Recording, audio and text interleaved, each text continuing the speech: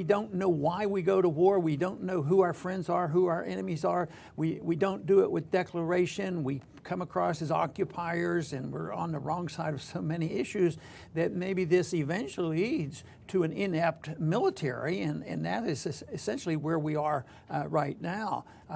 There's not a strategy. We don't know when we're going to have victory. It always reminds me of the stupidity in our central economic planners and our Federal Reserve. No matter how much chaos they cause, they never say, well, you know, maybe our theory is wrong. Well, I think the theory of this obsession with foreign intervention and occupation against our laws and against morality, there's something wrong with that. And I don't know what it'll take for the American people to wake up other than a total bankruptcy, which is what my prediction has been. I think we'll end up with that before we end up with sanity, you know, in Washington.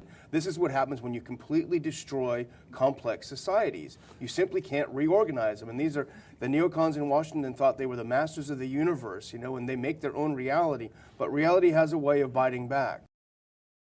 I think the fact that we're running out of money has a lot to do with this too, because will be limits and there's going to be a lot more bickering. I think the bickering and the chaos is just beginning, because regardless of who wins the presidency, they're not going to, no matter what they say, they're not going to cancel out the inevitable corrections that must come. We have to deal with it in the issue of ideas.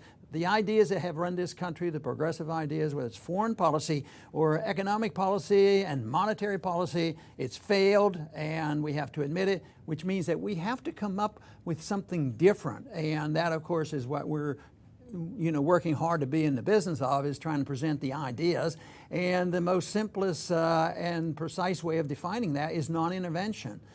A lot of people are under the impression, well, I paid into the system, so they owe me. So we're going to talk about how there's really not your money sitting there waiting for you, kind of like with the banking system that we covered a couple episodes back.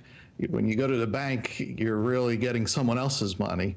So the Social Security system is very similar. Liberty is non-intervention. The government should stay out of our personal lives. The government should stay out of our wallet. The government should stay out of managing the economy. And it certainly should stay out of the internal affairs of all other nations.